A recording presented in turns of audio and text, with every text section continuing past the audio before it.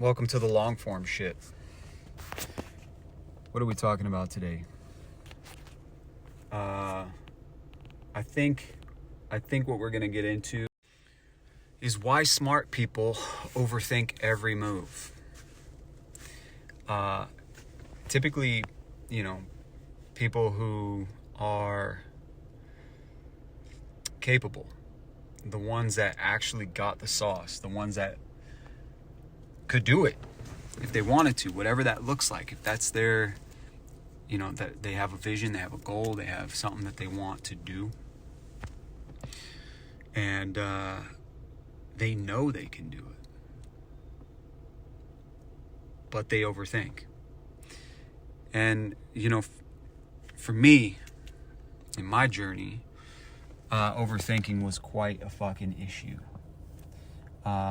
I remember when I first started, when I moved out to Hollywood and I started kind of doing my thing. One, I would overthink. Two, I would seek approval from everyone and in every way. And the thing is like, I knew I had it. Like, I knew I had something, but I would just fucking overthink the shit out of it. Right? And so like, even like this video, right? Like, I'm posting this video, I'm making a YouTube video, I'm talking about this, and I've been here 1,000 times. It's like, who's gonna listen? Who's gonna watch this? Why am I doing this? Is this worth it? Is it, and the truth is, yeah, this might, since I haven't posted long form in a while, this might get 50 views. Whatever. Like, none of that even matters. The only thing that matters is doing the thing, right?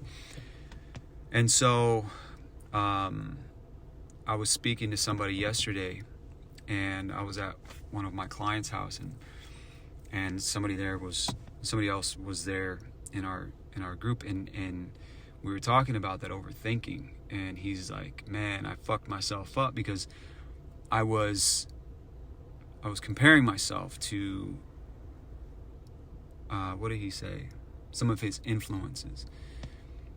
He's like, I fucked myself up watching my influences. And I'm like, yeah, you start comparing, right?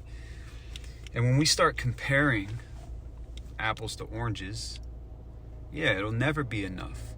You will never be as good as your influences. You will never be as good as somebody else. Not because you're less talented, not because you're less smart, but because you're not them. Do you understand? Because when you realize like that you're not them, right? Okay, so backstory of how I used to really struggle with this shit is I had an office downtown in the Arts District here in LA. And I don't know if most of you guys know this. Pretty cool spot. It was the loft, the New Girl loft, for those of you who are familiar with that. Maybe you've heard this in other videos or whatnot, but that loft was my office that I shared with some other filmmaker friends of mine. And that was a really cool experience. Anyway, it was like in the same vicinity, in the same block. Skrillex lived right around the corner, and so I would always run into him and kind of chop it up. We never became like friends. We were more of like neighborhood acquaintances. But we had, a lot of mutual friends, and we would chop it up every now and then. And I started realizing, like, fuck, I'm making this connection with this person, and like, music is something that I've always wanted to do, and that I'm incredibly passionate about. And so I might as well, like, if this is opening up for me, fuck, I better get my shit together and start producing and start really like putting some stuff together so that I could possibly be a part of what it is that he's doing, because I mean, fast forward, I just didn't believe I had the nuts and bolts to do it myself, right? And so I got fucking discouraged because none of that shit happened. I was fucking horrible at producing in the beginning until I started getting good 3 years in. And yeah, that opportunity never unfolded for me. And I would get so discouraged because I would find myself comparing myself to him, to other artists that he would sign. And I'd be like, fuck, dude, like, I'm not like this, I'm not like that. And they're like, obviously they put way more time than I have into it. And so obviously they're going to be better than me. But also, they weren't me. And I started getting frustrated. I started getting tired of being frustrated. And I was like, what's the truth here? All right. And the truth was, it is, they're not me. I'm not them. I'll never be them. They'll never be me. And so what I need to do is create music that I fuck with. What am I feeling when I sit down, I open Ableton, and I start fucking playing with sounds? What am I feeling? Where am I at, right? And so when I started doing that, what that started doing for me was realizing, like, this is freedom. Like, this feels good. Like, this is the type of shit that I want to make, right? And then I would always have that, like, oh, well, what would this person say? Or what would this person think? Like, my influences, right? Like, it's not as good as this or not as good as that. And I would have to just detach from all of that. And what I told our buddy yesterday, I said, maybe you just need to get away and just not be influenced by anything, right? And so all of that to say is he's incredibly smart, incredibly talented. And because you are, it's like, when you're so smart and so talented and you lack identity, you lack self-trust because of shame, because of guilt, because of whatever. Yeah, you start comparing. Why? Because at the end of the day, what the root is here is, I am not good enough.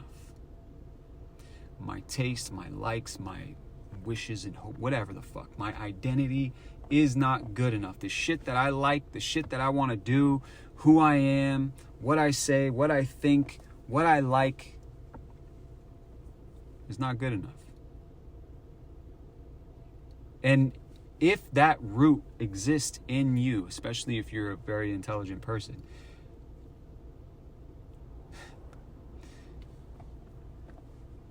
you will forever be stuck. Now, this happens a lot with very successful people. Some people are successful off of luck, grit, hard work, whatever the fuck, but it doesn't matter. Successful people with a fuck ton of money and a fuck ton of opportunity who lack this core belief, this core knowing that I'm already good enough. What I like is good enough. Taste can be refined, skill and talent can be fine-tuned. But you're already good enough. And so when that's finally tuned, when your skill and when your talent is finally tuned, if you believe that you are good enough, what you like and what you create is enough, and is good enough for you, that's it. You don't need fuck else. And so at the end of the day, it's an identity issue. And that identity issue is, turn the AC on here because it's fucking heating up. If that identity issue is, I'm not good enough, I need validation from someone else. You will always need validation from someone else, somewhere else. And yeah, you will fulfill that prophecy. You will fulfill that belief. And you will never be good enough. Not for yourself and not for anybody else. So with that said, what's it going to take for you to start trusting yourself? Start believing that your shit is good enough with the fucking stuff that you like, the things that you believe, the way that you think is good enough. It doesn't mean it's right all the time. It doesn't mean it's the best. It doesn't mean the world is even going to like it. But what it does mean is that when you start operating from that place, you start operating from a place of self-validation and resonance. And as you resonate with yourself, that truth resonance will resonate with others who are vibrating at that same frequency. And what that looks like is they just think like you. They've been waiting for someone like you to come out of the woodwork and stop comparing yourself to everybody else, so that they can see an example of someone who believes and thinks like they do, being free. That's it. And so when this happens, say you're a founder and you're operating a multi-million-dollar business, whatever, founder, CEO, and you don't believe you're good enough, what's going to happen is, and this is, I see this all the time, is hard conversations don't get had, and then it starts eroding everything from the inside. It's like your team is confused. Your team is feeling the resonance of fear, because that I'm not enough is it equates to fear on the external. So that fear to have these conversations, that fear to take action, that fear to believe, that fear to make bold decisions, well, it'll stunt growth, right? But when a founder, when a high level individual who's actually making moves but struggles with this identity issue shifts from, I feel the fear, I don't listen to it, I don't obey it, I feel it, I see it, I recognize it, but the truth of the matter is, I'm good enough. And okay, fear, I see you. And now we're kind of getting into the fear subject, and I'll talk about that a little bit later, but I see you, but I'm the one who runs the show. Why? Because I'm good enough. And I might be wrong, but I'm good enough. Therefore, I trust myself to pivot and make the right decisions moving forward. So at the end of the day, man, what I've learned working with, Joe Schmo, who racked up a few grand to like start a business, to somebody who racks millions of dollars a year in their business, this common denominator is, I'm not good enough, man. I can't go to that meeting. I can't have that conversation. I can't start that business, or I can't make that move, or I can't say that thing, because what if someone else doesn't approve? What if someone else misunderstands me? What if somebody else just doesn't think it's good enough? That's going to hurt way too bad, and I can't face that rejection. But I tell you what, nobody can reject somebody who has fully accepted themselves. So I'll leave you with that. Until next time, let's keep this shit up. Talk to you guys soon. Look, if you are looking to work with somebody like me one-on-one, shoot me a DM, or you can send me an email. Leave a comment here. If you're serious about it, you find a way to connect with me. It's super easy. I look and manage all of my DMs and emails and all that stuff. So, and if this resonated with you, leave a comment. That helps, obviously, with the algorithm and all that shit. And let's keep these videos going. Feedback from you allows me to know what the fuck we're talking about here, how I can help, and how we can actually build something here, build a community, build some insight, and that's it. If you want to join my private group, it's just Brandcore on school. You can DM me. I can send you all that information too. But that's more for people who are trying to build their personal brands and just kind of want to do their DIY shit. It's $29 a month or $250 a year or something like that. I appreciate you taking the time to listen to all of this. And as we move forward, these videos will get different. And there will be less ums and ahs. Talk to you guys soon. Looking forward to hearing from you. Peace.